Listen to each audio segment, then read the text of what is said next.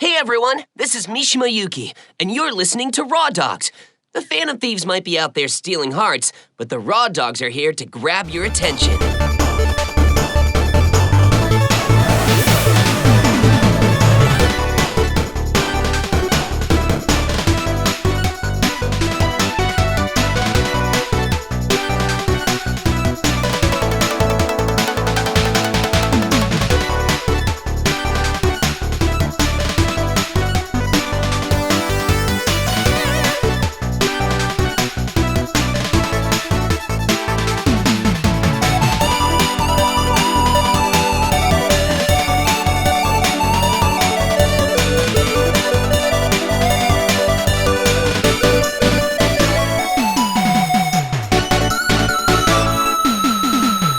Too many mushroom trips to have an ego at this point. There's so much about this game that I still have no understanding of. I'll help you out. Hi, everybody. Welcome to another episode of Raw Dogs. And welcome, Nick, to your first episode of Raw Dogs. Hello. Hooray. Yay. It's good to have you here. Finally, you were supposed to be on the Bloodborne one. I'm sorry. The usual suspects. God, yeah. I'm Brad. I'm Dylan. And I'm Nick. You're And now. Nick, you are a raw dog. Yes. If you had to describe yourself as a gamer, how would you describe yourself to our fans? I love this medium more than anything. You know, I appreciate the artistry behind it, or the artistry that can be behind it, or the excellent mindlessness that can also follow in it, because sometimes you just want to turn off. I like JRPGs a whole lot. Always into a good narrative. How are you as a lover? How would you describe yourself? Tender. Are you more of a console gamer, or do you play PC as well? I am a PC gamer pretty much, unless I can't play it on a PC. What that graphics card you running with? Oh, God. I need to update, actually. I don't even know what's in my tower right now. Really? Yeah. I've got a GTX 980 and it's not good enough anymore. Yeah, I'm still rocking the Xbox One. Pretty sick, dude. It's pretty good, though. I mean, Looking forward to the It series. does. It works. Hey, baby. It plays NieR Automata. That's all I needed. Ayo. Absolutely true. Ayo. Which that is the series we're talking about today, specifically NieR Automata, with a little bit of love to some of the other ones from Dylan mostly. Yeah, I'll be like, oh, and then blah blah blah. This is the only one that you've played out of the series? Yes, yeah. I've seen the last scene of Drakengard because it's a trip. The E ending. I think so. The one with the dragon falling out of the sky and then turning into like poison mist, Which so leads into NieR, yeah. It's a lot. And did you play it right when it came out? I played NieR when it came out. Yeah, I'm a big fan of Platinum Games. So Okay, what else has Platinum Games done? Bayonetta. Devil May Cry is the one that I fell in love with them with. It's just an excellent action. Have you played 5 yet? I haven't played 5. No, it's because the reboot one kind of hurt me. I liked it a lot. The gameplay was excellent. The story sucks. The story was rough. It makes sense that Bayonetta and Devil May Cry are some other games they made after playing NieR Automata. It's smooth. It's stylish. For a while, they were on such a ego trip though that they started to make like the Legend of Korra game, which blew. And then there was an Transformers fight, a character fighter. I admire pretty much everything they do. Bayonetta by far is one of those games that if you just hand me the controller, I'll just play it. It's beautiful. Yeah, it's fun to watch. It's fun to play. Yeah. So I had never really heard anything about this game. I had seen just the title alone, and then Dylan had mentioned multiple times since I've met him, like, you should play NieR Automata, dude. You should play it. You should play this. And you never really let go on it, and then it became free, and then it was free, and like I felt like I was kind of leading a lot of what the Raw Dogs topics were. I'm like, I got to just dive into full Dylan stuff for a while. So yeah, and I mean, even then, though, it became your topics the moment you got into them. I'm a tastemaker. I know what people are going to like, and if there's one thing I can curate, it's video games. It's all I know. If I know the basis of what you like, I can kind of access that Akashic records inside my brain and just roll with it. Well, two favorite games I have played this year are Bloodborne and NieR Automata. And I am knee deep into my third favorite, I think, at this point. Oh my God. Dude, and you're playing them all like 3 years late. and I just got through Kamoshida's Palace in Persona 5. Mm-hmm. So how did the beginning of the game feel for you? I know we shouldn't touch on this too much, but The pacing and the tone are beautiful. Watching the days pass and choosing how to spend your time. I love the anime cutscenes. I'm loving the characters. For the most part, I've had nothing but a really great time with it. excellent. Yeah. Excellent. Yeah. The humor's all there, and I can kind of see where they're going to be going with it. But it's intriguing, and I can see why it's over 100 hours if I've already... It's like 11 hours just to get fully through Kamoshida's Palace. So Yeah. 8-hour tutorial, But I was going in very blind when I started this game. I didn't even know what style of gameplay we had. Dylan, what's your experience with this whole series? With NieR, Like NieR Automata and So- Yoko Taro and all of this. I bought NieR in 2013 because I was on such a trip of buying PlayStation 3 games, because at that time it was right before the new console came out, and you could go to any used game store and get pretty much anything you wanted except for new titles for like $20. And at that point I was super poor, so I decided, well, I'm just going to play all these games and maybe some people don't even like. Yeah. And that's exactly Yeah. what I did. So I got NieR. I'll be honest with you. When I first started playing it, I was extremely turned off by this game. Is the gameplay pretty similar to Automata? No.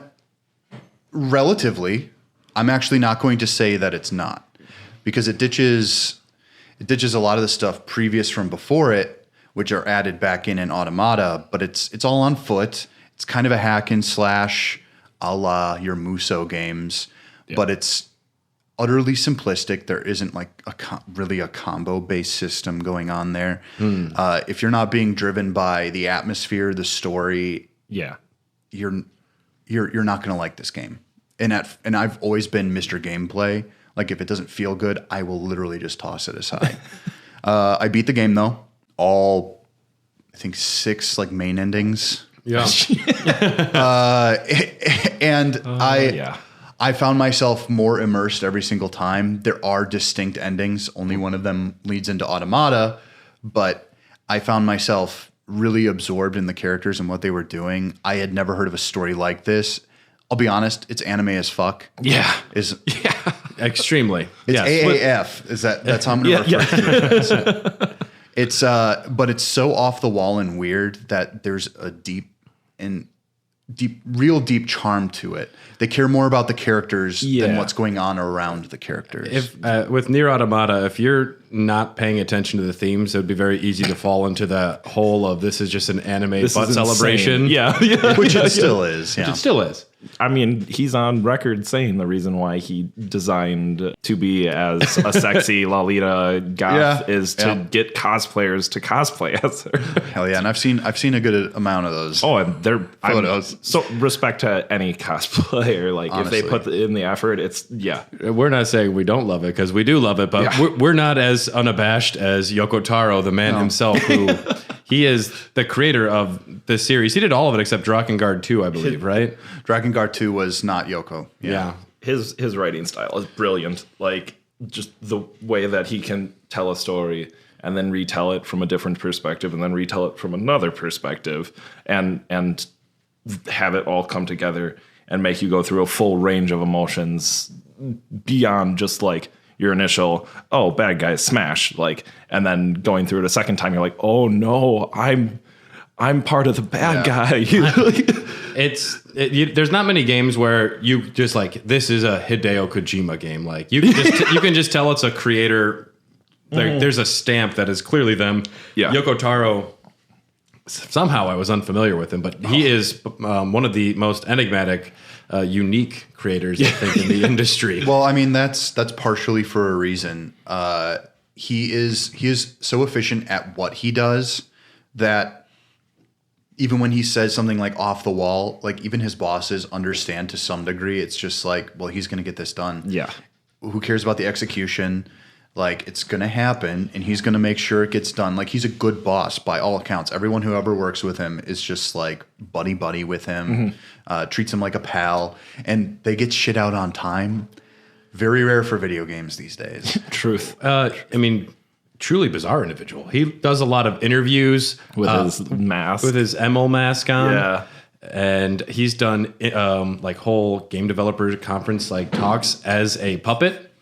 Yeah, just off screen as a puppet. And I think that, I don't mean to project or anything, but I think that he probably does have a bit of like social anxiety stuff going on. I don't think he just does it to be weird. I mean, I do think he does it to be weird as well. I think it's part of his persona. Yeah, absolutely. I will say that I think he believes in the death of the author, even though they've made him something other than that. Yeah, he mentioned that in that video we were just watching a little bit ago. Yeah. He's like, he mentions if the erotic novel I'm reading, if I find out it was written by a middle-aged man, I might not like it as much. He likes having his name on it, but when you see a name, you don't automatically ascribe a look to someone with that. Yeah. And in dressing up as a meal, it gives him the freedom to, he's like, I'm still a part of my work. Yeah. And they're going to make me do all these press junkets anyway. I might as well just, like, if I have to, I might as well give myself a mask, something to put me in between part of that. And I might as well put on an act because it's an act. Let's be clear. It's like Mel Gibson's The Beaver. Sure. Yeah. To make a very weird reference. Your favorite movie of all time? I love The Beaver. It's me. I'm the Beaver. That's what I've heard. I'm gonna. There are so many euphemisms right now. so I'm many. just gonna cut that clip. Yeah. One thing I really liked when I was watching Yoko Taro stuff is he denies the 3-act structure. He thinks that like the structure that has been used for film, which really works for a lot of movies. Yeah. He's like this. I don't think it relates to video games. Instead, he chooses emotions and feelings he wants at different points characters to feel. He said like the plot's kind of nonsense and garbage. Well, I mean, traditionally in Japan too, a lot of their plays, they have 5 acts. Yeah. So their storytelling is just going to be naturally different anyway. The westernized structure has just become so prevalent. I don't like when games do that either. I just think it's annoying. It's just like, I know what's coming next. If I want to watch a movie, I'm going to watch a movie. Exactly. That's like it. The Plain and simple. The 3 part structure. It has to be that way for movies because they're so much more constrained on time. The way that they can tell their story. Yeah. With a game that you can sink, 20 hours, 30 hours, 90 hours is what I did in the first playthrough of P5. Okay, that's relieving for me because I thought it'd be like 115 would be kind of the average. So Mine was 120. well, I guess I got Royal though, but Royal's gonna be longer. you're right, like long form storytelling. Yeah, like you get to put up more setups and payoffs, and you can interact more with whoever's consuming your media more, which means that your voice is louder and can be more clear instead of just doing the 3-part thing and having a spectacle at the end, NieR Automata has such a different structure though. Like you wanted to talk a lot about like game design and design philosophy. Yeah, absolutely. Because there's nothing traditional about what's going on here other than he kind of starts off at the beginning like this is going to be a straightforward JRPG type story, and then he just like punches you like when you get to that point. Well, I think the thing to remember here is that without Platinum Games, I don't think this game would be popular at all. No. They made it playable is what you're saying. They made it playable. Yes. That is literally what it is, because NieR is playable, but it's full of so many annoying little quirks. Yeah. People would drop off almost. There's a point in NieR that is literally a cap for some people. Like, even in NieR Automata, when you witness that first ending, the ending A, some people who even reviewed it just immediately like turned it off and wrote a review. Well, the so sad. The problem is though they call it ending A. Yeah. So this is an ending of the game, which because when both of you guys told me like you're gonna have to play through it 3 times, I'm like that's the dumbest shit I've ever heard. Like I shouldn't have to play through a game 3 times in order to know what's going on. Yeah, and it's only marginally playing through it 3 times.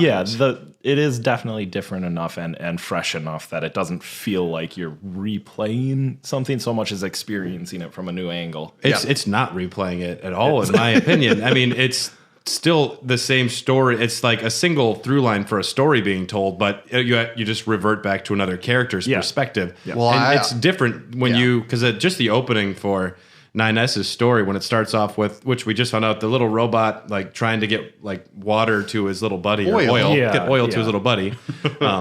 In machine comparison, his name is Friedrich. I'm like, oh shoot, that's cute.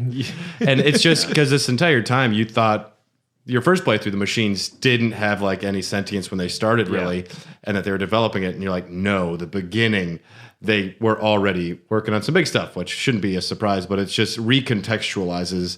And you're playing through, I would argue, a very different story the second time because you're now so aware of what's going on. Yeah. And like just Adam and Eve, understanding those two characters was very hard for me on the first run because they kind of defy understanding. They don't want to give you too much that first time through. Yeah. Well, a lot of what happens is action. There isn't a lot of explanation. There is no like exposition, especially in that first run. Yeah. When you see Very spectacle. when you see Eve being born from Adam's ribs by chance, if you don't understand any like form of symbolism or anything like that, it's going to go right over your head. You're like, what the fuck is going on? And maybe you don't even understand why the robots combined to become them.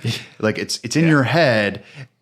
But with 2B, her theme on her story is literally learning her own sense of humanity. So let's give some context to some of our viewers, namely my brother, who will be listening and not having played this game. It's Brian, what are you doing? It's set on Earth. Play this game. Earth, 11,945 AD during the 14th Machine War. This doesn't make almost any like. You don't need to know too much about it. Essentially, there's androids that humans created that are living on the moon. The humans are on the moon. They created these androids to take back Earth from the machines, which were created by aliens. Yes. Yep. And machines and androids, machines and androids are fighting over Earth, and you control the robo booty known as 2B. There are a couple robo booties. 9S has some booties for sure. I can say multiple booties because there are multiple. A2's got it going. A2. A2. Yeah. I'm more of an A2 guy. I'm not gonna lie. Yeah, I can agree with you there. Yeah. I'm more of an ML type guy. Yeah. Seems like he could drive me around real fast. Sure. Yeah. I just Yeah, absolutely. The moment there's a flower found in any part of the map. Yo, what's up, dude? It's like, whoa. Thanks. It's like when you're at a college party and someone loads a bowl of weed. Literally everyone somehow converged in like 2 seconds. Oh man. It's like summoning. Yeah. It's like performing a summoning ritual for like a 311 concert. Someone loads a bong. Amber was the color of energy. So you're playing as 2B and then 9S. And just kind of an overview of what the gameplay style is. Third-person hack and slash, top-down twin-stick shooter, side-scroller, platformer, vertical and horizontal shoot-'em-up, text adventure type gameplay. But let's be clear. Those aren't going to be mixed in too often. It's going to mostly be a character action, third-person hack and slash. With a fair amount of twins. Well, I mean, the shooters vary in a lot of ways. Shooters. The twin-stick shooter is more on a 3D plane unless you're hacking. I was gonna say the hacking as well. Yeah. I kind of count that too. And I like in the Forest Kingdom when it turns into almost like side scroller. It almost feels like a Castlevania where you're going up. Yeah, and that was on purpose, you get the side scrolling like platformer, and it's just like, what is happening? Where like you go from one style of gameplay to another so smoothly too that like your brain doesn't ever get a chance to really like truly settle in. Like I honestly had a really tough time getting into like with 9S going from hacking and back into combat. So you mostly just chose one or the other? Yeah. Well, initially. Well, I mean, with hacking, I found it so interesting in battle to find the right unit to hack in order to explode to hit the enemies around them. That became the core gameplay loop. And when someone got too close, then you would use your sword. Oh, okay. There were definitely battles which I think if I were to be fighting at the traditional hack and slash versus hacking, hacking is way easier. And it's designed to be. It's supposed to. You're playing as a different character whose job is to hack.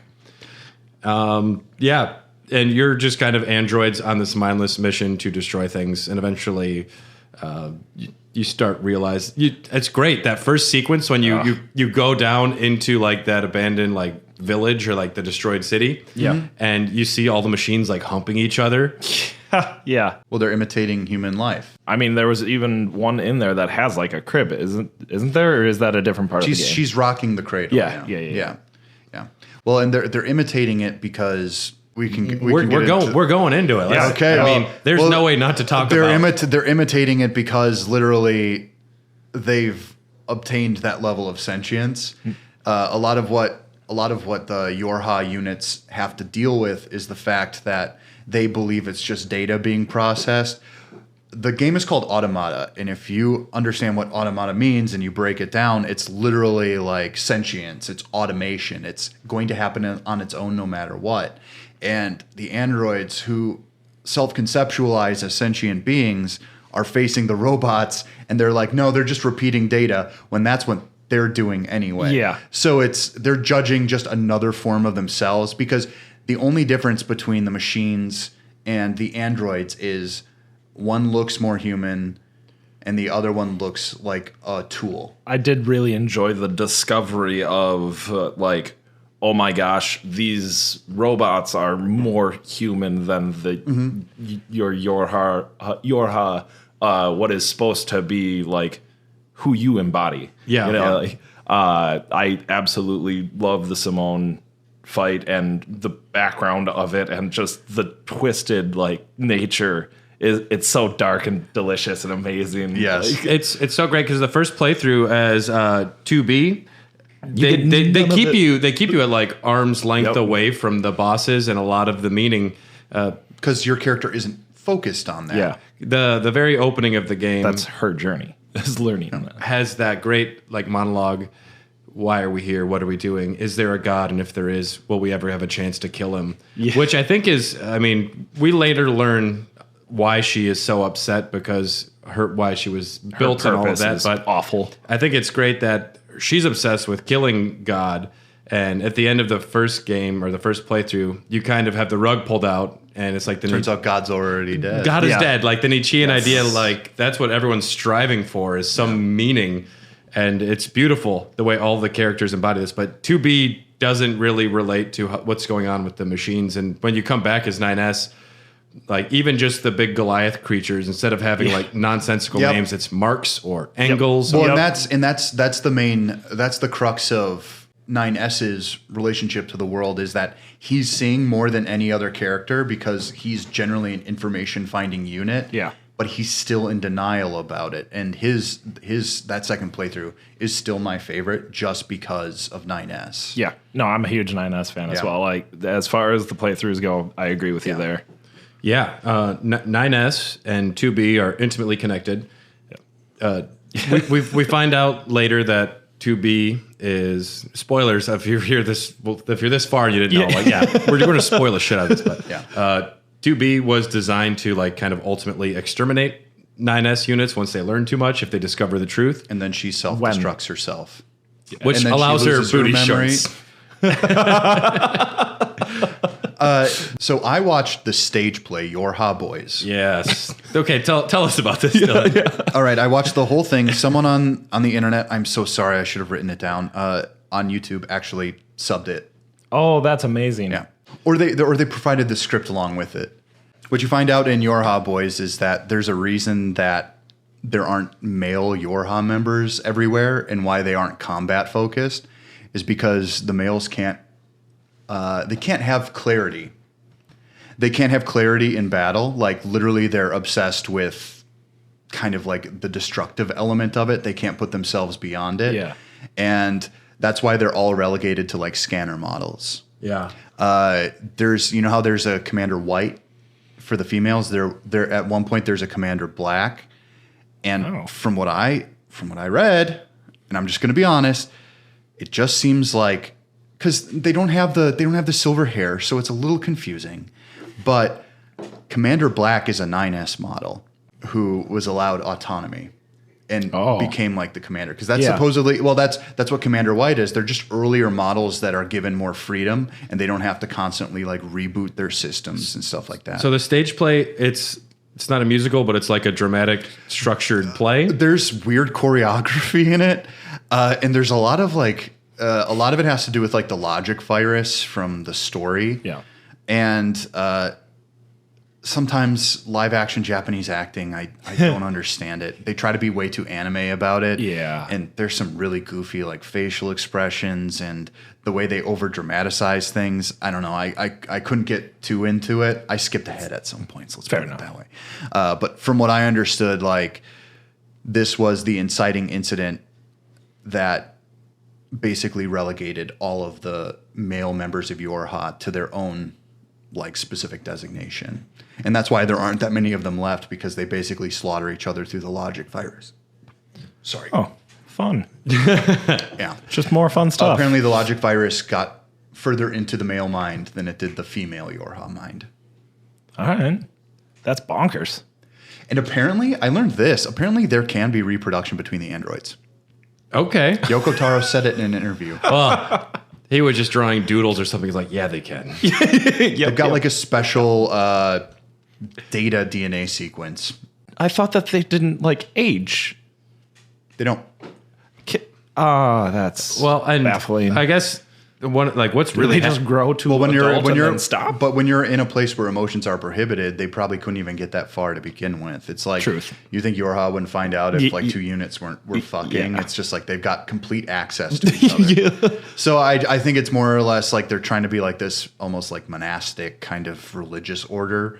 Because I mean, when you think about how their opinions are when they start out, and then when they go out into the world, they find out that things aren't quite like that. It's what a lot of people experience with religion, especially when they're raised in like the church, especially. Yeah. Especially when it comes to stuff like sex. I have never. I can't think of another video game that explores existentialism and different philosophical approaches to life in anything close to this context. I know Metal Gear Solid, at some point, some of the Metal Gear Solid games approach a Ludo narrative in a pretty fun way. Maybe two mostly, yeah. Near the end. Yeah. Well, pretty much most of the first all three playthroughs really are characters being confronted with the meaninglessness of existence, and which it sounds well. That's the opening mission of the game. Yeah. I've got my book by Jean-Paul Sartre, and this completely changed my life and ruined my life. It's Being in Nothingness. The most approachable title ever. And I wish he could have just shown Simone some love, though. You know? Well, his main one of his in real life he did too, though. I was gonna say that's actually reversed. He got jealous as fuck. Yeah.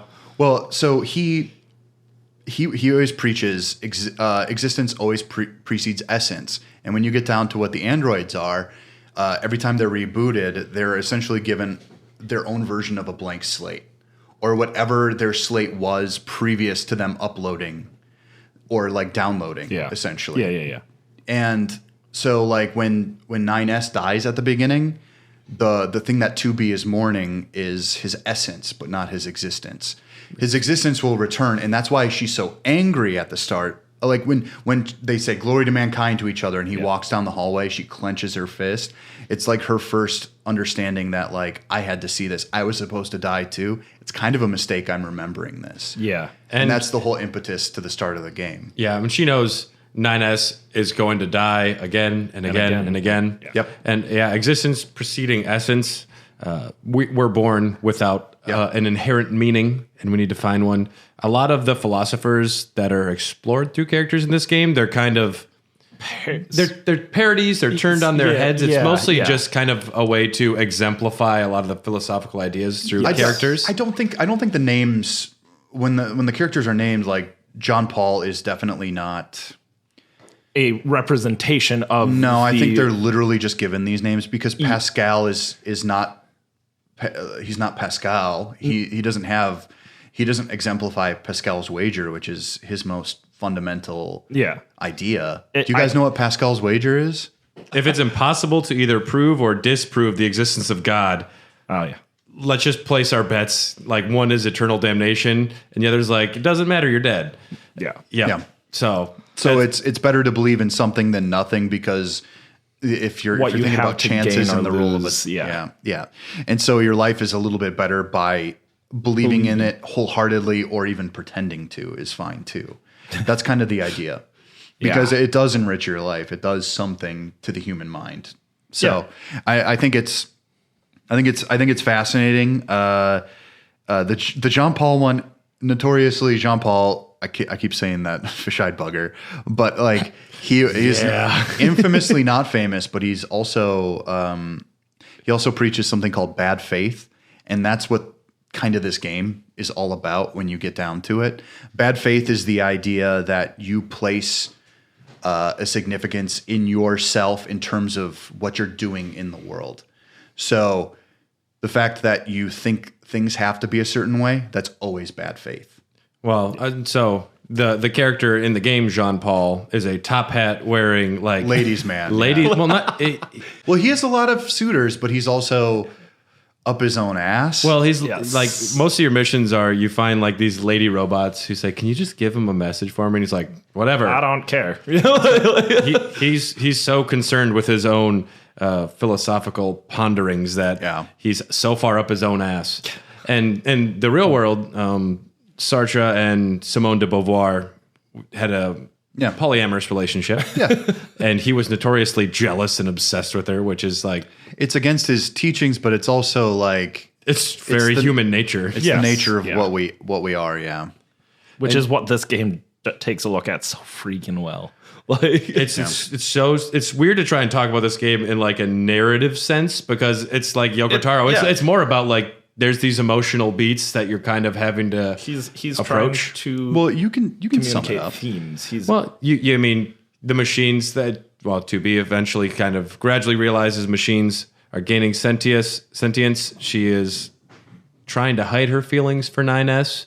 Yeah, because she definitely has them, but she also knows that she's going to have to kill him. It's more of every time she kills him, she does technically, on some level, she realizes it's a different person. When 9S is kind of rebooted that first time and she retains her memory, it's pretty much implied by command that she wasn't meant to remember it either. They were supposed to blow up together. But 9S is so good at his job this time around. He's become so good at his job that he prioritizes her over him. And that's what causes the chain of events to start. Oh, and the other chain of events would then be the birth of Adam by the robots, essentially as a collective deciding that they're going to take all their disparate parts and merge them together. Yes, machines have been abandoned, and they are now trying to find meaning for their existence. Yep. And so what they're doing is going to all of these human texts from 10,000 years ago. Yep. And that's how they're picking up Friedrich Nietzsche, they're picking up Kierkegaard, and the characters are even just naming themselves after them. And it's the cycle, eternal recurrence, that is like a Nietzschean concept where it's going to keep repeating itself with life and death. And can you learn from the mistakes? I sound up my own ass talking about this stuff. It's hard not to when you're talking philosophy. Right. So you know how they keep talking how there's a network, and when you separate from the network, you gain your own level of sentience. Through that separation, you're defining yourself through freedom. And when Adam and Eve are created, when they basically merge together and that light is created through that technology, and then Adam comes out of that, that's like evolution through like collective.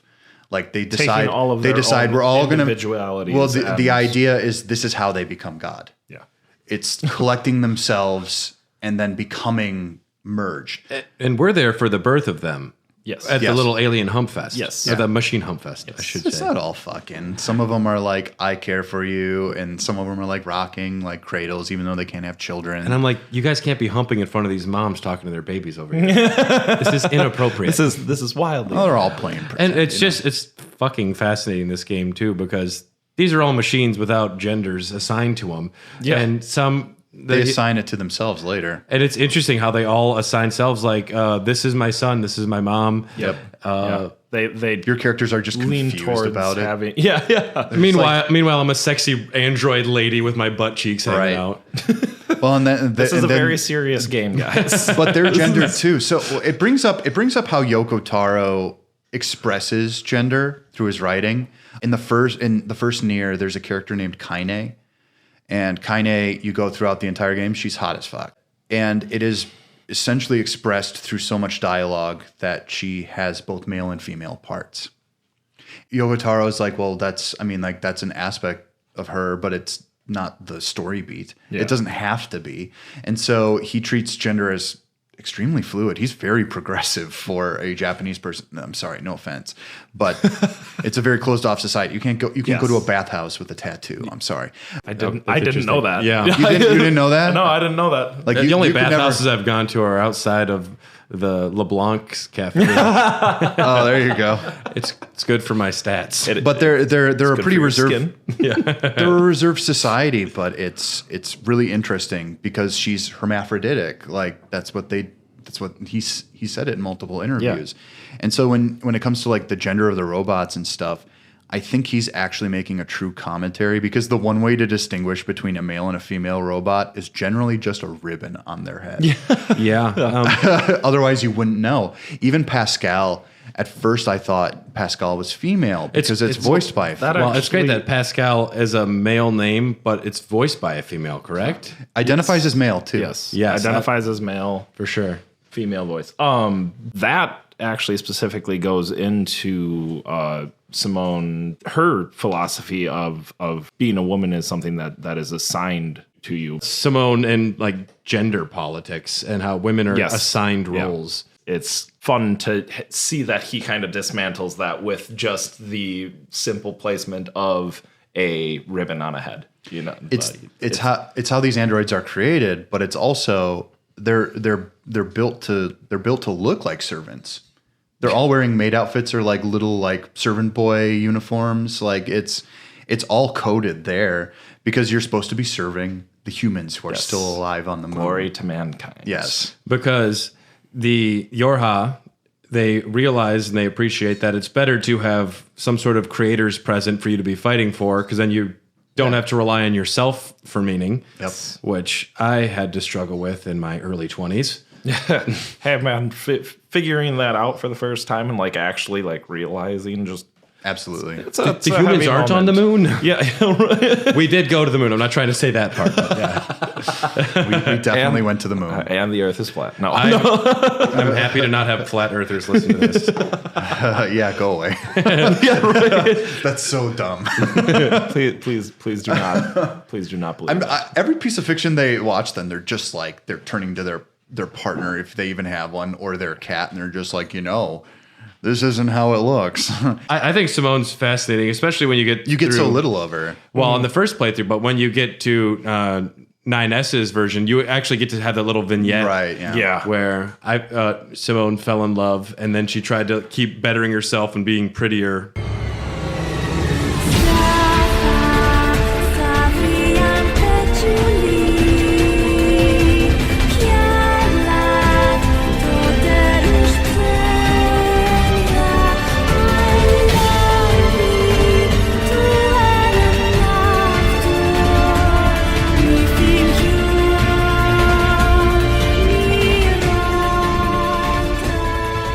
Fight too, they do something really cool. Them pulling the camera away from Simone during it while she's saying, "Someone look at me." Look at me, Like please. even you, the player, cannot turn to look at her. Yeah. and it's goes just top such down, a yeah. heavy moment, and it's just like, oh my god, like.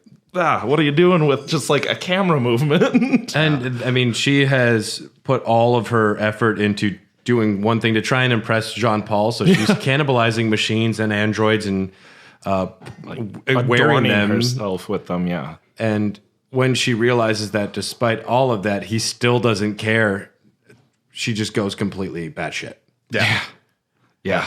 Well, I mean, she's also cannibalistic as well as just a straight up murderer. Yeah. she crucifies all of those androids, takes away their consciousness, and uses them as EMP weapons. I mean, like, it's fascinating. Like, when you first play as 2B, you just think of this as like a standard fight. Yeah. And yeah, I think that's meant to be It's intentional. You're not supposed to feel anything about this character. big evil lady smash. Well, She bad. Yeah. She real bad. To some degree, these enemies are very bland looking. Yeah. And I think that's on purpose as well, because it's if they all look the same to you, you can kind of just deal with all of them the same exact way. And while some are more interesting than others, Simone, by far the best. Well, Absolutely. And I think what you're getting at in a real cool way there is it's like C-3PO. It's meant to be a robot face, which Yeah. it's very just neutral, and then it's depending on what they're saying or what they're putting out that you are projecting your emotions and feelings onto them. Yep. So it's a perfect neutral canvas for you. It's a Rorschach test for you to just like, how do you feel about this character? How are you interpreting Friedrich trying to get oil to his brother and falling over? Like, I don't think it's coincidence little that buddy. I don't think it's coincidence that right after facing Simone, you meet Pascal, because without that dichotomy going on of what the robots can achieve, I don't think you would feel that level of sympathy, because almost immediately Pascal is likable. Well, and I love too, even before you get to Simone, you first show up to the amusement park.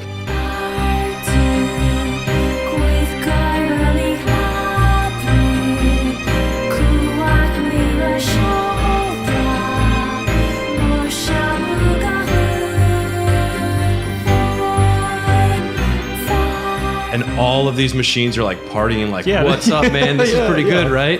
So I'm going to ask you guys a question. When you guys first started going through, did you just start killing things? Nope. No. Did you kill the tank? Nope. Didn't even have to touch it. Yeah. No, I'm like, You felt bad about it? I didn't feel bad. I'm just like, everyone here is chill. Why would I just start shit if in someone's home? And then 9S, as you're climbing up onto the railroad tracks, he's like, "Are you sure we should leave those robots alone? It looks like they've got some real firepower." And then 2B's like, "Let's just stay focused on the mission." And honestly, I was thinking this might come back to me later and I'll have to pay for it. But morally, I was fine, even if that was the case. I'm like, I'd rather wait until someone deserves to be punished before I punish them. The first time I played, You can't kill slaughtered the Hitler, shit out of baby. him. Yeah. I slaughtered the shit out of him. I'm like, this is video game. Play the video game. Like most of what video games are, whether or not people really think that it's mostly violent acts. You might have missed some good dialogue, though, because there's one little alley where this robot's like, I'm supposed to be working. Don't tell anyone I'm here. I saw that too. Yeah. I was like, I won't, shh. That's great.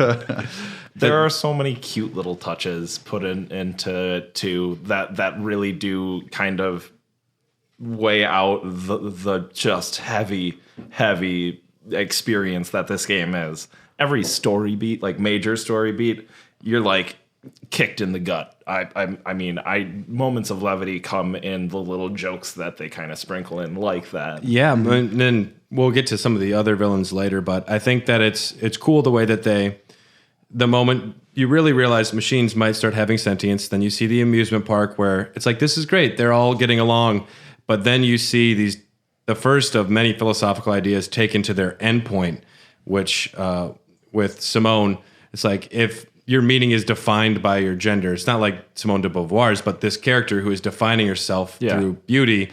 If you define yourself that way, it can be potentially extremely dangerous for you because you will not find meaning there. No, yeah.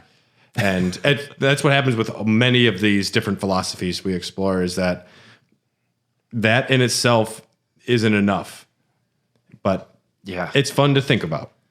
Always fun to investigate that type of stuff. I think one of the things that truly stands out about this game is its atmosphere, and it's like the quality of the world, because you are trudging through a lot of the same map a ton of the time, but there's just the way it's designed and the way you can traverse, it just feels so rich. Yeah. And because it's bland apocalyptic city for the most part until you get out to the desert or the forest. But even then, like, it's a castle in the middle of a forest. Yeah. It's like, what the hell? Which, if you play NieR, the castle makes sense. The city, however, does not.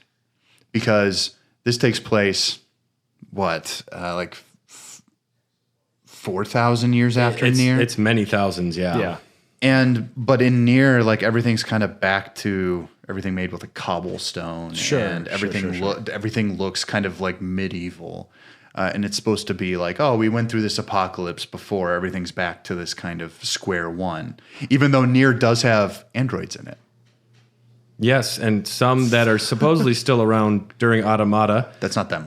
No, there's one that's in the background that you only get mentioned a couple times through like dialogue. You don't see directly. Oh, okay. But yeah, we were just kind of talking about Pascal's village, and you stumble on this village, and all the machines are just like waving white flags. Yeah. And even 9S is like, what do you think we should do?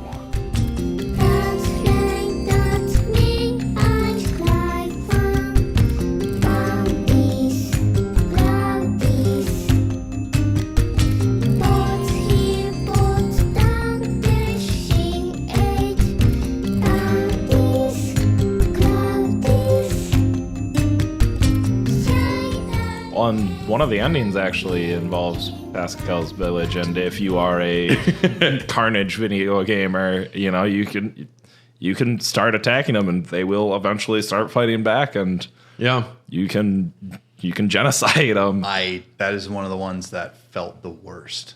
Yeah. Trying to complete this. Oh yeah. I did not feel good. Yeah. I literally walked away from it being like, And then you found out that you could buy achievements with.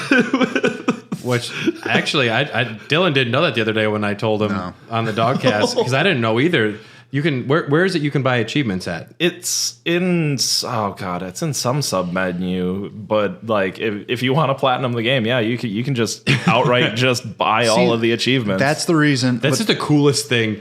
Like creators that are like, fuck achievements, fuck your trophies. You can just buy them all here if you want them. Yeah, like I couldn't platinum it anyway. I've got a PC. They're ridiculously, like, some of them are ridiculously expensive, and some of them are dirt but cheap. that's a fair way to go about it, because at least it's in-game currency. Heck yeah. No, I actually really like that, especially for some of the things that you get achievements for in games these days. That's the 26 different endings. There's 26 endings to this game. A and B come through the first two playthroughs, which are very straightforward. C and D, you have to choose characters at the end, and then E is like the best ending. The rest of them are mostly you just walk away at the wrong points. You might kill all of Pascal's village. Mm-hmm. You're given a fish. You're given a fish by a character named Jackass. You achieved that. I watched you achieve that one. Yeah, he watched me do it right before you showed up. I think my other favorite one is that you can just take out your operating system. One's fun. That's just silly to me. The OS, yeah. My favorite one is still the moment you get a hold of 2B, you can literally just jump off the rails, and it says like 2B became fascinated with machine life and decided she didn't want to fight anymore at the end. And I'm like, I did it on accident once, and I'm just like, what? Wait, what? What the fuck? And hopefully when you get these endings, you have saved recently, because this is not an auto-saving game. Oh, yeah. So Pascal is a robot named after Blaise Pascal. We talked about Pascal's wager a little bit. Yeah. He's the leader of this pacifistic village, and he thinks by teaching the children of this village fear, it will keep them safe, will keep them inside the house. Oh, yeah, this hurts. And this comes back in a big way in playthrough C, or the third playthrough, whatever you want to call it. The one with A2, yeah. Yep. But this is your first experience just really interacting and like having missions involved with the machines. And Pascal becomes your homie. You help some other villagers around there. Well, and it's worth noting that the Resistance, which is literally the last remnants of humanity on Earth, they trust the machines. Yeah, they work. And they work Yorha's with the one that doesn't, and Yeah. because they've literally got just an exchange of goods and services for each other. I think that's the most fascinating part, is because when you find that out, like, your characters are just like, why? Why is this happening? Why are these two people why are these like people? Like, essentially they're people. You're just trading with another tribe. Yep, That's essentially what it is. And so it's like, oh, why are they even trying to do this when they're just mutually benefiting each other? Doesn't matter. Yeah. I thought it was set up so well that, like, obviously the entire time of the initial meeting, right up until she like apologizes for an attack on the resistance. Oh yeah. She's like, that wasn't us though. Like, Yeah, and it's, I know you have no reason to believe me. That it's set up so well that she is so likable and kind and like open and just willing to trust. Which one are we talking about? Pascal. Yeah. by the way, probably because I played both of the games, my third favorite character. In all of NieR? Oh yeah. Yeah. Pascal's very interesting and has a very fun ending. Fun in a way, I guess. So at this point, we have made contact with some machines, but we are still the machines have splintered off into factions, and we're going to go investigate this like Forest Kingdom faction. Is kind of the next story beat. Immanuel Kant is kind of the leading philosopher of this one. Okay, give us a bit of a rundown on Kant. A writer on ethics, art, and politics, and the intersection of science and philosophy, he wrote the Critique of Pure Reason in 1781. He asserts that the ability to reason how we process information and make value judgments about the world is the essential component of the human experience. Our mind and intellect provide structure and meaning to our everyday life. If you want to go further, the universe was made by God and exists regardless of our attempts to interpret it.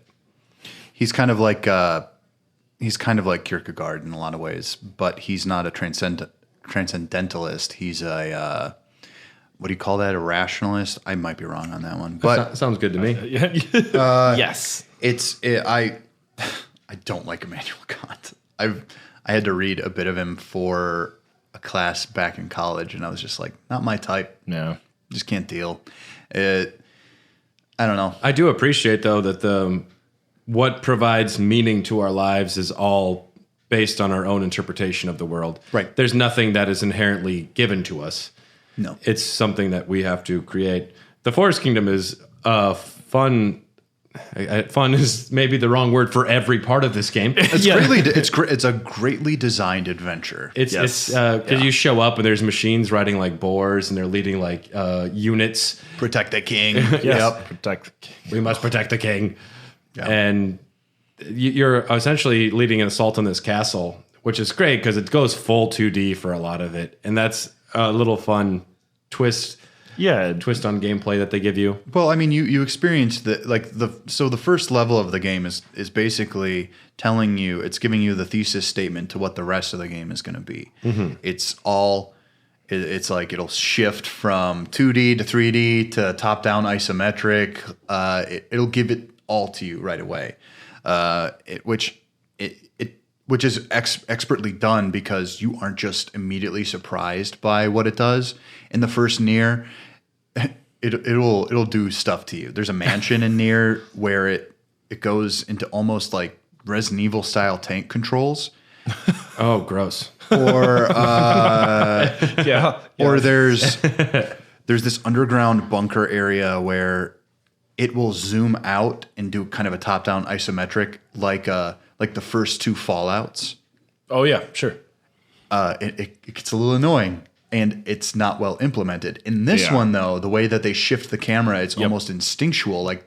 We're in this part now. They had a bunch of people who play video games actually play test it. And they had a good game development company make the game.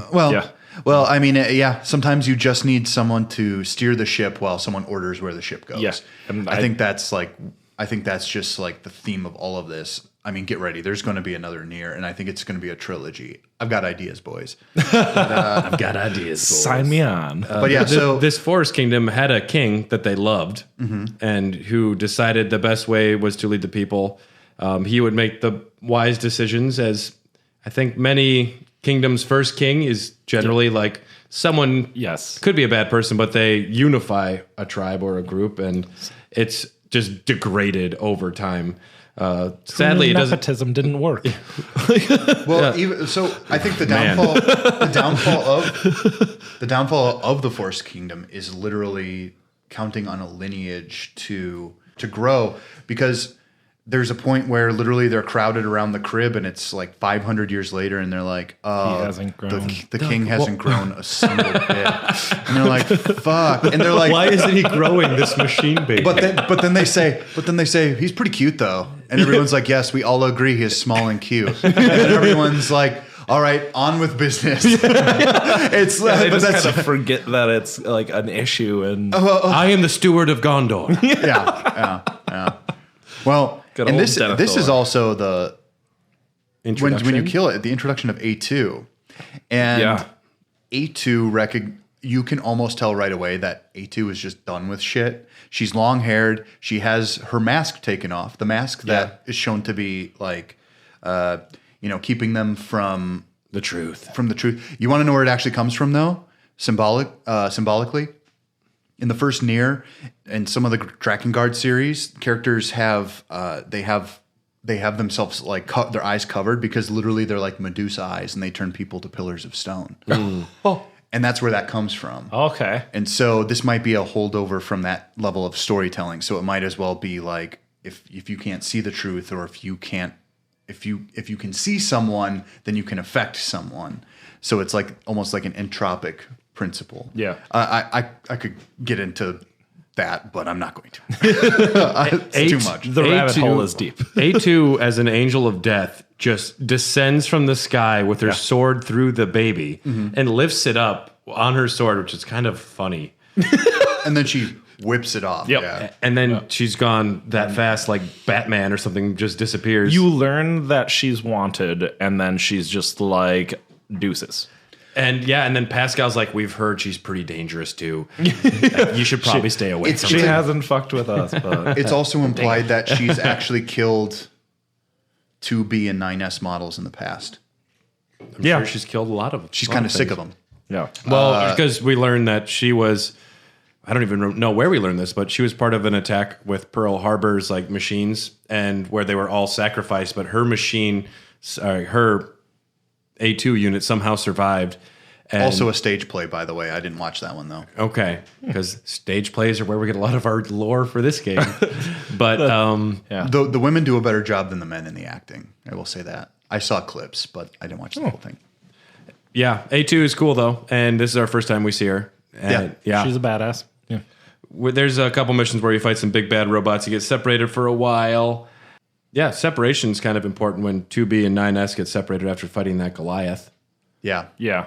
out over the water. 9S. Well, there's a giant machine unit that lives underwater and has been like in the depths of the ocean for a long time. Machine What- Godzilla. Kaiju. What reactivates him is the birth of Adam.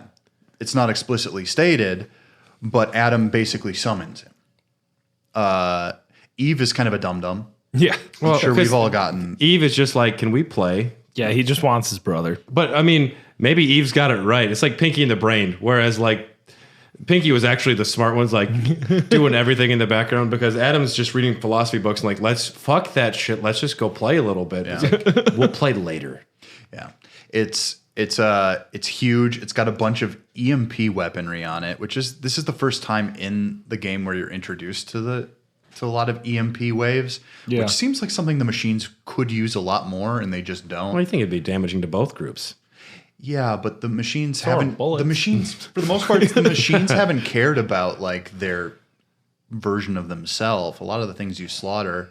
Because they still have the collective Yeah. consciousness. Yeah. So, I mean, I don't know. Like, ends Legion. justifying the means. There are a lot less androids than there are machines. That's totally implied, based on how many you slaughter Yeah, throughout the yeah. game. It's a big giant machine. I always found this section to be very annoying. I didn't mind the battle of it, but once this is like nearing the end of the first playthrough, and I didn't like their separation too much. I didn't mind that. I thought that was important. It allowed 2B to become just a little bit more human, I think. It definitely, like, putting her out on her own, and I say more human, more whatever. Well, she the no hell- longer had like an emotional backboard or someone to justify some of her more like straightforward kind of job-based decisions. Yeah. Well, and there's also in the background the continuing story of 2B her main mission is to kind of always kill 9S. And he discovers this earlier on than he lets on, because there's that great part where he does get captured and Adam is talking to him. He's like, we both know you'd really like to like blank 2B. And the first time you read it, you're like, oh yeah. We know what he wants to do. But he's kind of aware though that the 2B units are always killing him. Did you know that means different things in different languages though? That translation? Well, I know in at least English, script. it could also mean kill. Kill, love, or fuck. Yep. Fuck, marry, or kill. Yeah. Hey. Yes. And 9S is I I took it as fuck. Well, 9S is like kind of aware of what's going on with 2B, but he doesn't want to acknowledge it because he still loves her and wants to keep going on this mission. Mm-hmm. So it's very apparent through the game that 9S is just like head over heels for 2B the whole time. And she's always like, she's so cold. And in the first playthrough, she thinks of him as like a little brother. Yeah, but she's like, emotions are not allowed. She does love him, but not as... No, not. She like realizes that. Yeah. I don't think that ever reaches that. I don't think it ever reaches that point. Her womb is a rocky place where her seed can find no purchase. Jesus Christ. All right. You say so, Brad.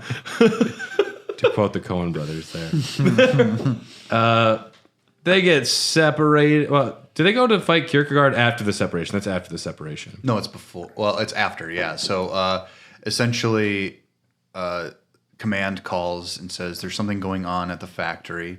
And when you basically get a call from Pascal, and Pascal says, there's this like faction and they really want to talk to me to like have a peace treaty. And you go along with Pascal to the factory. And when you get there, it's basically people who are like, come see our God, come on in, come on everyone. And once you get in there, it's revealed that the God is dead. And the God is a machine with a Pope hat. Yeah. It's pretty blatant about it. Yeah. Yeah, his name is Kierkegaard. I love how they just always bastardize all of the philosophers' names and stuff. I mean, it's fine. It's easier than coming up with names yourself. Right. Have you heard of have you read like a Star Wars novel? They have to get real clever. Kierkegaard, he argued that human individuality was a real and concrete thing, thanks to our ability to reason and choose between right and wrong. He argued the existence of God is a subjective truth that is impossible to prove or disprove, fiercely critical of religious institutions. So this is another case where the character of Kierkegaard in the game is not meant to be Soren Kierkegaard, but explaining the philosophy to an extent through this religious zealot character. Well, Kierkegaard, he's kind of a he's a spiritualist humanist.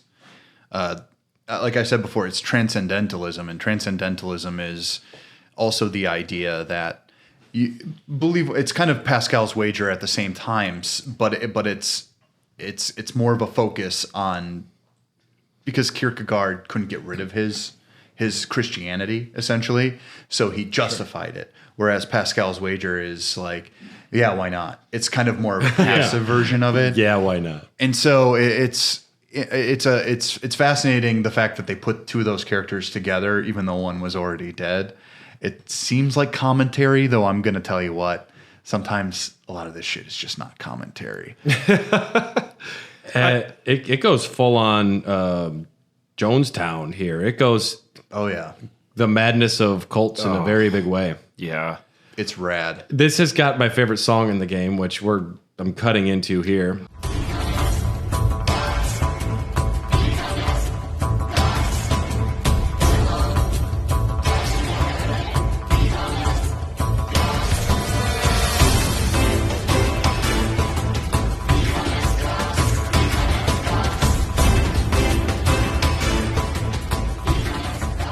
I would play this for 20 minutes if I was allowed. Become as gods. Yeah. Become as gods. Dude, this is a very striking set piece. One of the most memorable set pieces for the game, though. So you get deeper into the factory. And, dude, all of the machines react differently. Some are, like, trying to kill you. Some are just, like, offing themselves. Yeah. Some are just, like, panicking. Well, some more. So, essentially, what you're witnessing in that part of the story is a schism between two factions of this religion that they had. And it's a commentary on that in general. Some of them are super into it and they become extremists. And some of them are cowering and are like, this is not how this was meant to be. We were meant to like be something peaceful. We had a religious leader. It was perfect. And they all everyone ends up getting slaughtered either by suicide or murder. With the Pascal's village and her sacrifices and stuff too, with trying to do the right thing so hard and then having it turn on its head and become just a tragedy. The ending of this is it's horrifying because Pascal has to give up his or her it's pacifism. No, that's not this. That's not this time. That's later on. That's the A2 scenario you're thinking of. Oh yeah. You go back with A2.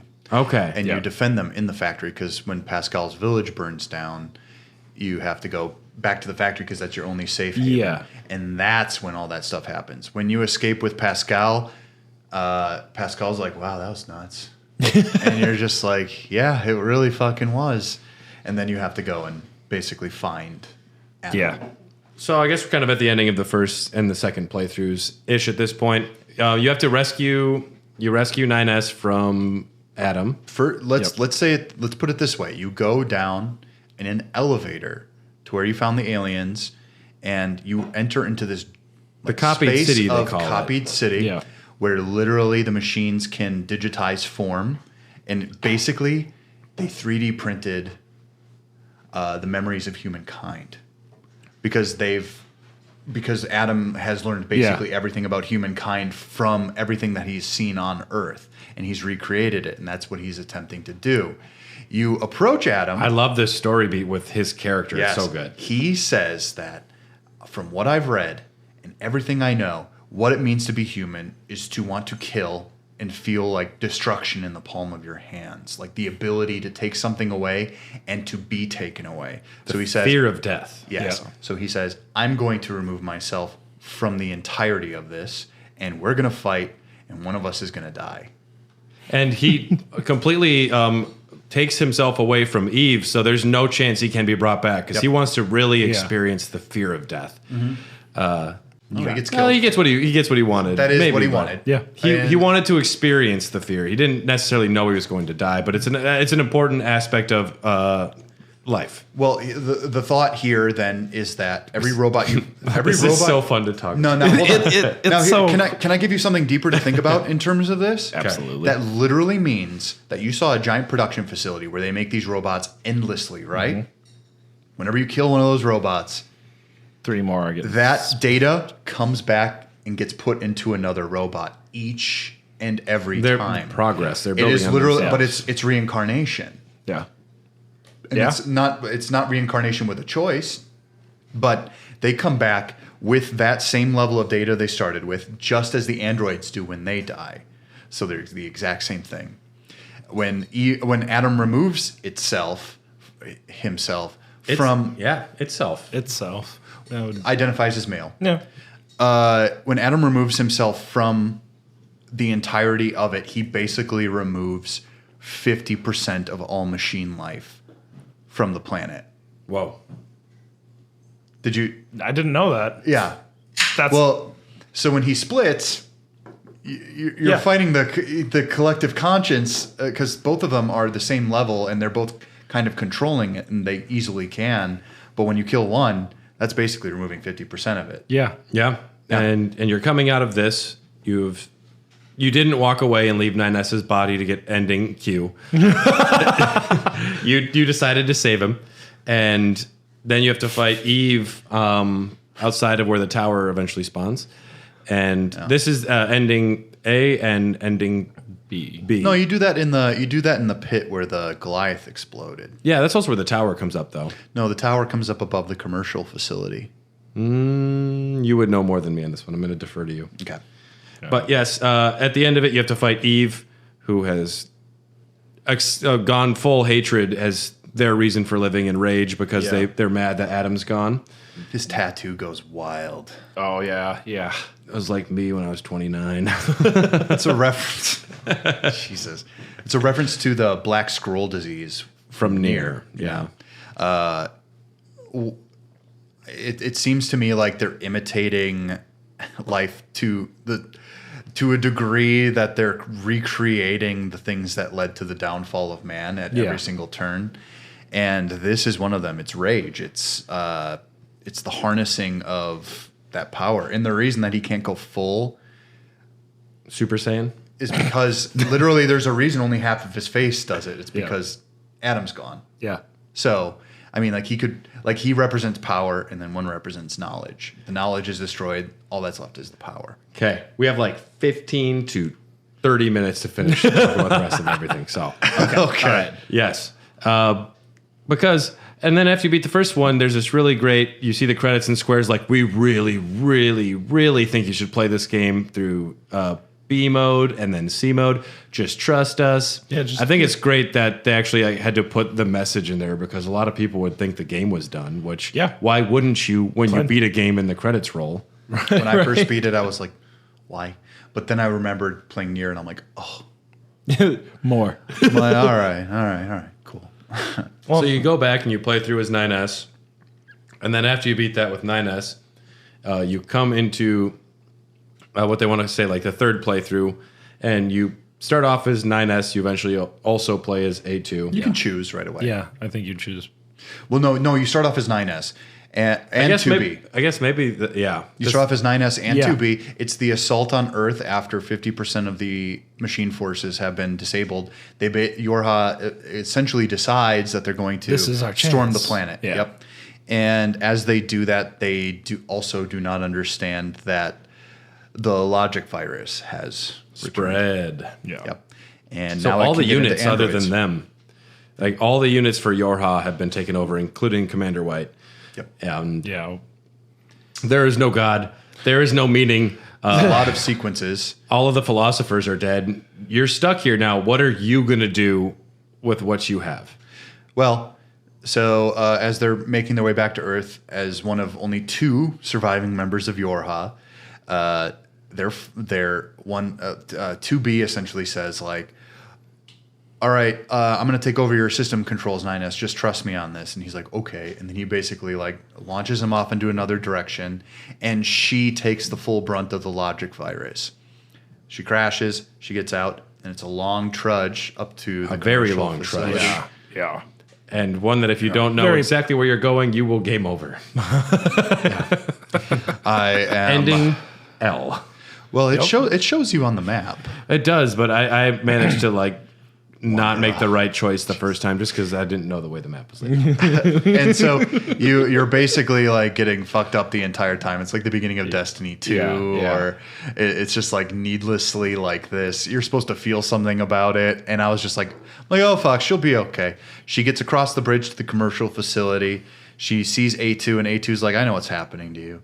And she's like, and then 2B's like, well, I need you to kill me because I can't let this spread. Like literally, if 9S comes within a certain amount of space between us, I'm gonna infect him as well. I don't know why you're not getting infected. She's like, I cut myself off years ago, and she's like, okay, well, you have to kill me. Stabs her. Sploop. Yep. It's pretty unceremonious, honestly. Like, Yep. which honestly kind of makes the impact of it so much more because Agreed. it is in just a moment you're just like, oh, this is a really different story than what I thought it was going to go. Well, because in the promotional material, you thought that when A2 cut her hair, you thought that wasn't just 2B. Like, it's kind of brilliant because like right after she kills 2B, she cuts off her hair to be more like 2B. Yeah. Which also implies that she absorbed all of 2B's data. And 2B put her memory into the sword and Yep. said, Yep. take care of everyone for me. And then 9S is running across the bridge. She sees it. He sees it happening. And she looks over, she's like, oh, Nines, which he's like, please call me by my nickname. I want you to call me by like a cute pet name. And she finally does. And he's like, oh, she loves me. And she's dead. Yeah, gone. her last statement is something that he's been bugging her about the entire game. And this sets up the 2 arcs for our characters where 9S has gone full into having rage and hatred be his meaning for existence. And he's blind about it. He can't be told anything else. Yeah. And A2, through assimilating 2B, is now having a redemptive arc where she's learning to forgive and accept and moved past her prior transgressions. So like A2's entire problem is that she was created to kill machines just like all the other androids, but then she was betrayed by the people created her too, so she then held no allegiances. So then she just became this deserter, killing every single version of any form of life. Unless you're talking about an enemy. Do you remember when you first go into the resistance camp and you talk to an enemy for the first time with 9S? Not sure. Oh, I'm sorry, with 2B. I'm sorry. She said, is that you two? It's A2 she's referring to. She was at the battle at Pearl Harbor. Ah, okay. Yeah. I did not know that. Yeah. God. Wow. This game is so good. There's, I can't comprehend the different layers that are going on because Masterwork. these two twins just show up, Devila and Popola. Yeah. And Devila and Popola are super fucking interesting. And then you have Emil, however you want to say it, Emil, who's from NieR, who was a boy. The last remaining human that wasn't a replicant. And he becomes imbued with some powers and becomes immortal, and he's the mask that Yoko Taro wears. Yep. He merges with his sister in order to gain magical powers, which aren't really magic. They're just another version of the white chlorination syndrome. Oh my God, I could get into this for a million years. What I like about 9S's, most of the third playthrough for 9S, it's him blindly killing machines and moving forward as fast as he can. He goes to 3 different keys for the towers, and he just has to climb the towers and kill and kill and kill. It turns very, very stereotypical video game. Yeah. On purpose. Yes. Yeah. It's almost like Link needs to find the 3 shards of this in order to open the thing to Ganon's castle. Or just, the tribe. Yeah, exactly. Or Bloodborne, when you just become drunk with blood and you're not thinking about anything anymore. You're just out there killing shit. Oh yeah, baby. Hell yeah, baby. We've all A2's got more fetch quests where she helps people. Yeah. She's even reluctant to go to Pascal's village and help out, which I guess we can talk about Pascal with A2. Yeah. Pascal and the children of the village are trapped in the factory. He has to go out to protect them from an oncoming machine attack. The logic virus has spread by this point, and the logic virus infects Pascal's village, and a lot of the robots start self-cannibalizing, except for the children, the fresh robots. They can't be infected with the logic virus, which is symbolism. And Pascal's too pure of heart, and they go to the factory, and there's an onslaught of robots, and you fend them off with Pascal, who ditches his pacifism. Yeah. And as you get back in, you find that all the children have committed suicide. And, it's great because Pascal has decided, I'm giving up my pacifism. Yep. I am going to do this to protect somebody. And it's like, okay, good, because sometimes you need to fight. And he comes back, and the children have all killed themselves. His reason that he gave up his pacifism is just up in smoke. This is so hilariously ironic, right? He should have been helping. I laugh for days. He should have been helping with the giant machine, because literally he just flies around and watches you blow up shit. I'm like, all right, you're not going to help at all. You're just going to fly right next to me. Isn't he the one that controls the robot arm? The giant robot arm? No, that's 9S's hacking. Yeah, that's okay. Well, and then after Pascal sees the dead children, he's like, that's it. I can't live anymore. You either need to kill me or erase my memory, or of course there's the third option. Walk away. Walk away. It's like Dark Souls. What did y'all do? And then the game just leaves it in your lap. And there's not a right or wrong answer. This is strictly, what are you gonna do as a person? I literally respected his wishes. I erased because it's too. Because when I think about a lot of things, when I think about what mercy means, sometimes you have to leave it up. If you don't respect someone's choice, then it's not honorable. Yeah. Because if someone made a request of you and you're just going to do the opposite thing, that's kind of fucked up. Because that's how I would react in real life. I'd be like, if this is really what you want, go for it. I opted to walk away. I don't know. To me, it's if we don't learn from our mistakes and have somebody who's gone through this, we're going to just keep doing the same thing. So it's better to hopefully Pascal comes to some sort of understanding and then can teach I think the reality. a cautious pacifism and fear. I think based on the ending, I think that the erasure is probably the best option. We'll get to the ending about erasure here in 2 seconds. Okay. Okay, because we're about to get there. Everything happens. We climb the tower, and then there's a few story beats there, but we're just going to say that we get up there to the final boss, which Are the Red Twins? well, the Red Twins, yes. So 2B and 9S are both simultaneously climbing up this like Tower of Babel that is reaching up. We don't know the ultimate, Ark. The Ark. The arc.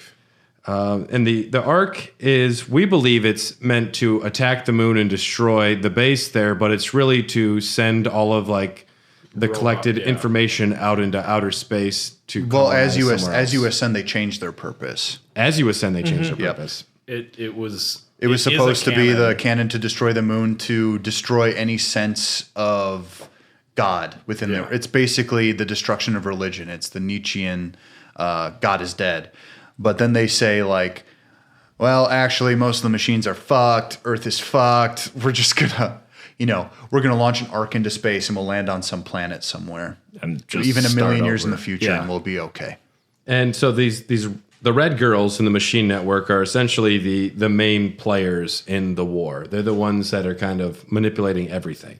Yeah. Also potentially born of the Watchers from Drakengard 1. Hey yo, that's my Dylan over there. I watched the full playthrough of Drakengard 1. I've never played the fucking All of game. that was French. Jesus Christ. Yeah. But yeah, it's fascinating, especially when like it's such like a 5 minutes to midnight kind of reveal of who the villains actually are in this game. Well, I mean, and they're not, I'd say, the main villain of the game. They're the ones that are perpetrating this war. The main villain is Existence, in my opinion. Yeah. Well, like New York is a character in some movies. Good God, man. This is, and even then, this isn't the final boss. They're the ones that are perpetuating this war, but the real crisis every character is going through is meaning. Sure, yeah. Of the story. As far as They are they're the puppet masters. Because They're the Yoko Taro does like... you know how like in Final Fantasy how there's always like it's like I beat you, Kuja, get fucking bent, and then suddenly like I am Ozma. this is Necro Ding Dong, and I'm coming down, and now we got to face him, and then the boss battle music actually starts. well, that's a classic JRPG thing you've got your villain, and then also you fight God. Yeah. Teenagers kill God. Yes. Yeah. And ultimately, the goal for the Red Girls is not to fight them. Yeah. Yeah, because you're fighting them, and your pod is like, I seriously can't believe how dumb you are. You're little like... Yeah, I question your logic or your conscious motor. Well, or something like that. the point is that you Sarcastic don't. little asshole. The point is that when you reach the Red Twins, the way to defeat them is to stop fighting. Let their like network grow and grow to where they start like hating each other. Yeah, you just got to start dodging. System overload. Yeah. That creepy smile the one gives, like, oh, you think you can win? God. Stuff of my Do you nightmares. think you can win? I was like, That's like a fuck movie. you, I can. That's a movie that wasn't given the right amount of time for special effects. Like, Well, it's also funny because that is that's part of where they decide, rather than to even then preserve life, they decide that they need to war over life. Yeah. Because there are two sides to everything. There are two sides to each brain. I think it's interesting that everything is based off of this 50-50 relationship, especially within this game. There are always pairs to everything. Yeah. Yeah, I mean, that goes into 2B and 9S. That goes into the androids and the robots. That goes into so many different things. It's also Adam and Eve. It's also part of the reason why 2A is so interesting in the game, because she feels like the only person that is solo, that it is out as a lone wolf. Well, A2 is separate from everything. Yes. And 9S is trying so hard to be like 2B's like bestie, and she's like, just calm down, stay Just away. down boy. Yeah. I'll let if you just calm down, you can come to the party. I found him Yeah. at first. In the first playthrough, I found him so kind of just like, oh, you're trying too hard. But when you play that second playthrough with him, you really do realize that he's already kind of ascended past his Where he's like supposed his to be. understanding, and now he's just like they kept the data of him from a certain point legitimately. Because he's been killed so many times, but they allow him to have some sort of autonomy because they realize that that's the smartest version of him and can do a lot more. Yeah. And so the reason they keep sending to be after him to kill him, essentially, is just because he keeps reaching that same point, that same crux where he can turn into the villain, or he turns into something too self-aware or autonomous for his own good. Like the title NieR, where you're nearly autonomous, is what you mean. In the Well, NieR is title. the name as the That's character from the first one. You mean Drakengard? Yes. Okay. Sure, yeah, Kaim. His name's Kaim in that one, by the way. The ultimate battle of the game, though, is of course when 9S and A2 have to fight. You choose who you want to be. 9S has embraced rage, and you can, if you kill A2, You literally fall upon your sword. Yeah. you both die. Yeah. And the A2, if A2, That one is disturbing. If he A2 squirms around, well, if It's A2 wins, hard to watch, especially because you my like God. him so much at that point. there's no mercy. Yeah. no, A2 can win, and then if she kind of saves 9S, sends him and away. then she dies having found purpose, which is really nice for her. Well, her purpose, she actually finds her God in the memory of her fallen comrades. Because literally, as she's dying, that's what she says. Yeah. She's like, "I'm coming for you guys." She doesn't believe in an afterlife, but she's kind of hoping. Yeah. After meeting Pascal, do you get it? Fuck. Oh my god. Oh my God. Is dead. And of course, there is ending E, which if you've done ending C or D and then you do the other, the two pods, pod 042, the meaning of life, I love them. and pod 153, it's like, I do not accept this ending of the game. And the other one's like, me neither, I guess. And you can choose to, these pods can choose to like bring everyone back, but you have to fight the creators of the game. It's during the the game. during the credit sequence. Did you know all the creators are singing? Well, only one is only That's one not a- only one is singing it first. And then it builds. Because no, farther you it's get in. it's only one because you're fighting everything by yourself in this battle. Which it starts off fine. You're like, I can do this, and it gets fucking. It gets. It's such bullet hell. It's face. impossible. It's impossible. It's the 30th layer of bullet hell. Yeah, it is. yeah. It is the worst possible amount of bullet hell, and it is impossible to an extent. It's pretty much impossible. Yeah. It is. Think of the So hardest hard. Super Mario Maker level you've ever played, and then just imagine it times 10. Every death, you're asked a question. Is it all pointless? You have to answer these questions. Yep. Yes. Do you think games are silly little things? Do you admit there is no meaning to this world? And you have to just fight for your purpose, fight for your meaning. And you keep saying yes, and you keep going, and it just keeps smacking you down. It's like, fuck you. Yep. And then eventually, you're able to accept help from other players. And that's when the single voice in the soundtrack swells to an entire chorus fighting the creators. Yep. And Literally, the names you're destroying, if you do it right away, it'll automatically build to that. I love it. Which I immediately accepted help. I'm like, yeah, help. Yeah, me. of course. Yeah. It's like, I know this is going to be too hard for me. Fuck you. It's like, I'm not dumb. If the game offers me Don't help, I insult will me. take it. Don't insult me, video game. And I was surprised to learn that this was inspired by Coca Cola. Did you guys know this? Fuck off. Why? Because did you know this one? I was watching a little synopsis video a couple of days ago, and I think I know what you're talking about. It's the Pakistan and you've got it in front of you. Pakistan and India. Yeah. They had a marketing campaign. I hear they love each other. Well, Coke plays vending machine shaped computers in Pakistan and India, and these two nuclear armed nations. You could go up there and it would say, "Would you like to make a friend in this other country?" And then you had to like draw heart. You could see them on the screen, and you drew hearts together or drew things on the screen and interacted with people. Yep. Coca Cola. I fucking love that shit. That's really fucking sick. And that is the most powerful, like, we're going around governments to just bring people together type stuff, which you don't expect from major corporations. Well, imagine if there was just a public space where you just had to look at someone else's face, and then all you could use was like heart emojis and smiles to communicate. It's like... And that's where my brain went immediately is, I hope that they controlled what you could draw, because otherwise so many dicks. South Dakota and North Dakota, it would just be all like, fuck you emojis, fuck you emojis. It'd be like, I don't like anyone. Y'all don't have the right kind of Dakota stuff. The Dakota stuff. You're not my race. But he was inspired by this Coca Cola marketing campaign with 2 vending machines where people could communicate. That's also fucking awesome. Vending machines are how like the androids replicate themselves and keep respawning. I don't know if that was part of themselves. I think that's a conversion thing in the lore. But originally he was considering having it would be countries that were in conflict with each other would be the ones helping each other in the ending.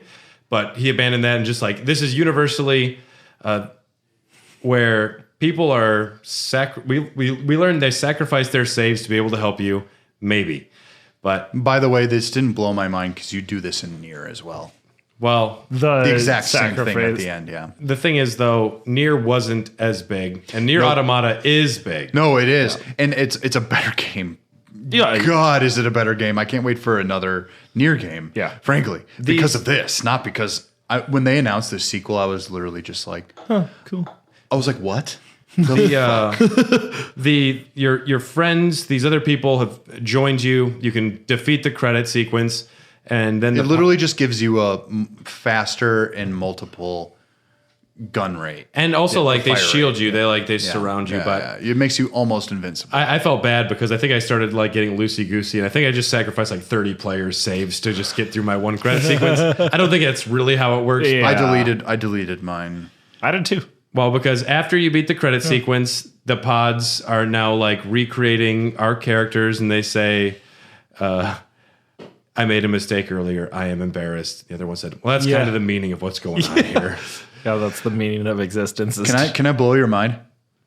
So those pods, they're machines. Yes. Whoa!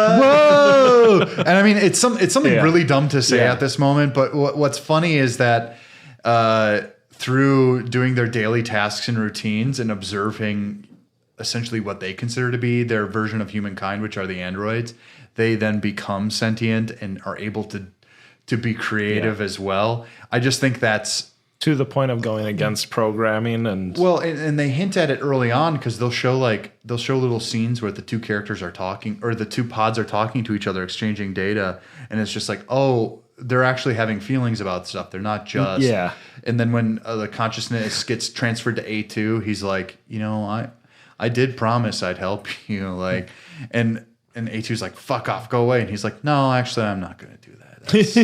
I kind of feel connected to this shit. And the final, they say the pods are rebuilding you. They say a future is not given to you; it is something you must take for yourself.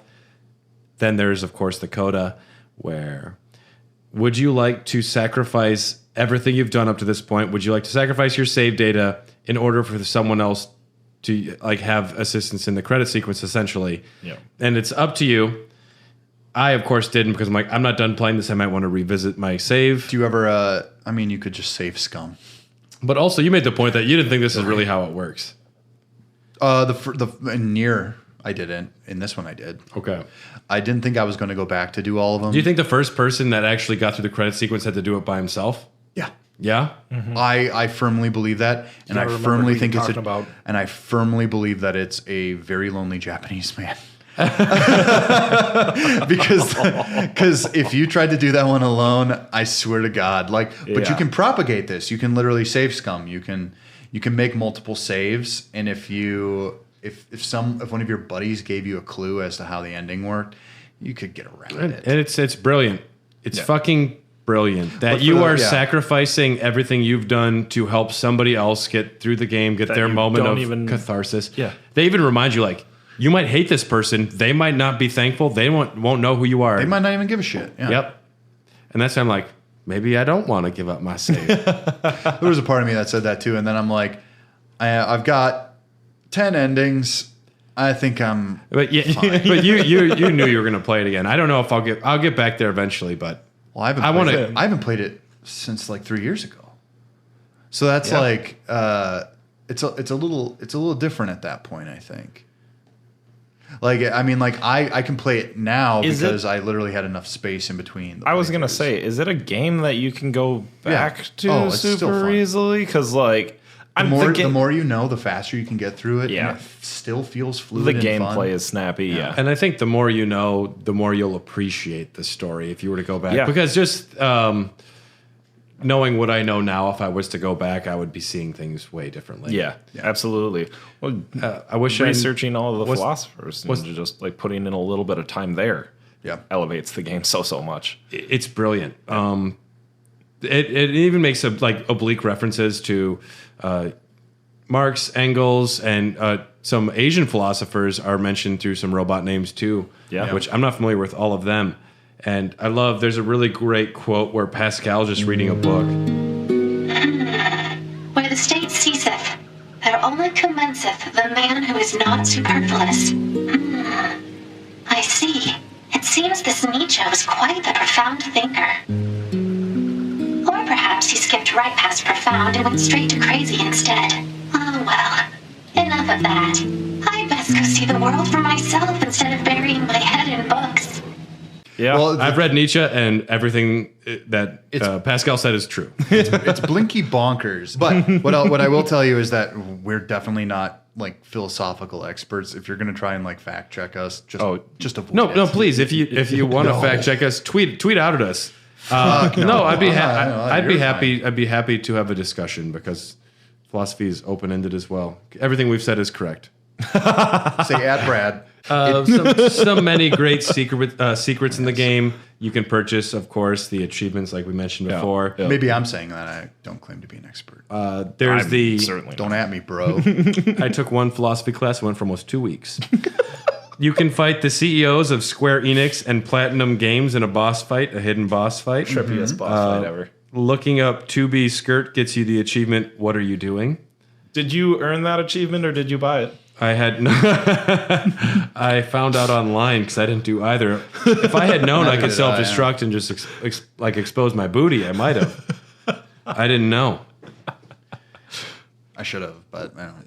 Lots of different endings. I appreciate. I just made her things. jump a lot so I could see it. Yeah, that's how you do as a pervy gamer. NieR Automata. Fantastic. Great It's game. such a good game. Play it. Absolutely fantastic game. Be ready to feel weird playing it. What you expect is Robo Booty, and what you get is Nietzsche and Robo Booty.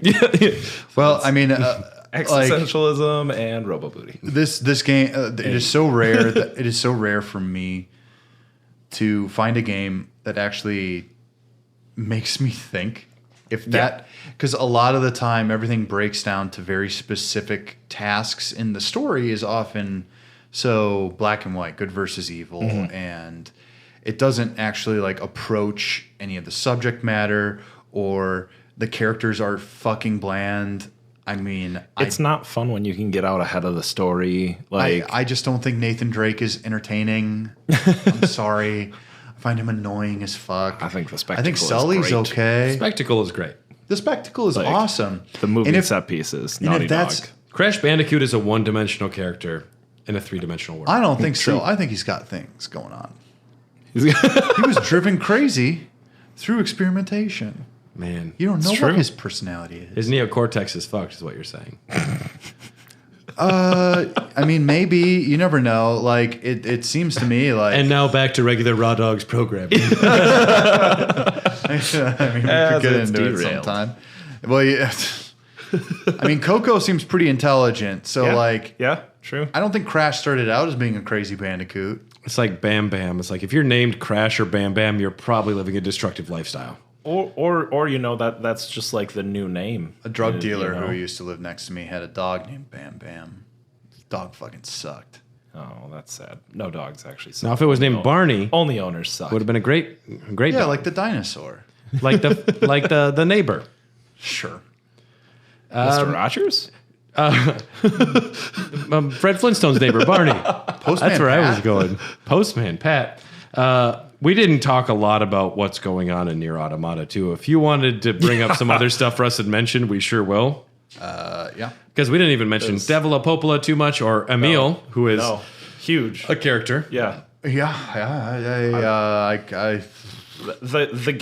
game starts, the story starts at the drop of a hat, and it is nonstop the whole time. To be clear, NieR Automata was created as a standalone thing because they knew people didn't play the first one. Mm-hmm. And you don't have to play the other NieR, you don't have to play the other NieR, and you don't have to play any of the Drakengard series because literally they hide the story away behind a few characters and optional files and text. Yeah. It's definitely not something you have to go out of your way for. I would honestly say, unless you're willing to buy NieR from a Russian guy somewhere for way too much money. Dylan has clearly been considering this. I mean, like a good copy that's well taken care of. I will take in the it for box. 25 rubles. I don't know how much that is in America bucks, but I think our conversion rate's going down. Yeah. not according to the stocks I have, baby. Hey. I've got a thurium, bitch. NieR Automata is one of my favorite games I've ever played. As far as games as art, as far as having a strong idea of what you're trying to convey and have an audience experience, I don't think many games would come close to what this creator is putting out. Yoko Taro has done something truly special, and Platinum Games has supported him in the most supreme way possible. Thank you, Dylan, for making me play this game. I was familiar with some philosophers before, and it's one of those things where the more you read, the better it is. Yep. It is for the thinker. It is not. If you want to have like a shallow experience, you're more than welcome to. But if you really want to get into it. Like just think. Actually like approach like. I don't have. There's not a lot of games that make me think. There are a lot of games I can zone out to or not care about, or the themes aren't as heavy. This is proof to me that you can make a game with a concept. And then everything else can roll right along with it. Fall if you into place. just have the right people working for you. I think I'll say this again, without Platinum Games, this would have not worked. And I'm going to be honest with you, this game was in development hell for a long time. Mm-hmm. So, thank you, Platinum. I love Platinum. I will go to bat for them at every single moment. Yeah. The game had a horrible frame rate at first. That's the only problem. Dylan, how can people reach out to us if they want to reach out? We're on Patreon. We've got a lot of tiers. The higher you go, the nicer NieR it will Automata. Fuck. How did we not make more puns? Fuck. I didn't even think of that. You can contact Brad on Twitter. You're not going to find... 2B has some nice puns. Yeah. Oof. I think there's a Facebook page. I'll tell you what. I've seen hair and hide of it, but I don't care. Hair the dog page. Also, feel free to email us with questions. hairthedogcast@gmail.com. Is it Hair the Dogcast Pod? I'm not sure what Dylan hasn't covered. Facebook, Instagram, Hair the Dogcast. Twitter @HotDogcast. Reach out on Patreon if you want to support us. We have... If you want like the second parts of Mortal Kombat, second parts of Bloodborne, as well as some other exclusive content. The Bloodborne one gets weird because we're very tired. And same with Mortal Kombat. Yeah. Mortal Kombat just gets weird because we're talking about the middle, or like the third trilogy. Yeah. Which is bad. Weird. Or the middle trilogy. Middle trilogy is bad. Yeah. Yes. So next week, we're going to be, or 2 weeks from now, we'll be talking about something a little more approachable. To people who aren't studied in philosophy, Robo Booties, or Yoko Taro. We're going to make it about that. We're going to be talking about the Game Boy Advance in retrospective. We'll be talking about launch titles. We'll be talking about our favorite games. Love it. That might be a little more friendly to some of you. And if you've listened this far and you didn't like philosophy or NieR Automata, you got Good job. You got ending A. Yes. You got well A done. plus. Game Boy Advance is one of the best systems ever released. If you Absolutely. have any Yes. specific games or stuff you want to mention on the Game Boy Shout Advance, it reach out. out to us, please. We will definitely shout them out. If we played them, we will talk about them. Heck yeah. Thanks so much for tuning in, everybody. If y'all have anything else you want to say, I'll say welcome, Nick. It's nice to have you. Hey, Thank welcome, you very Nick. much. Thank you for having me, and Glad to have you here. It makes things a lot easier when you have 3 people to bounce around with. yeah, for sure. It's great. Thanks so much for everyone tuning in. We'll see you next time. Y'all are great. And remember to hit up your Coca Cola vending machines. Be nice to your pods, pet your pods, and support your local podcast. My favorite sci-fi novel is Do Androids Poop? Thanks for tuning in. Much love.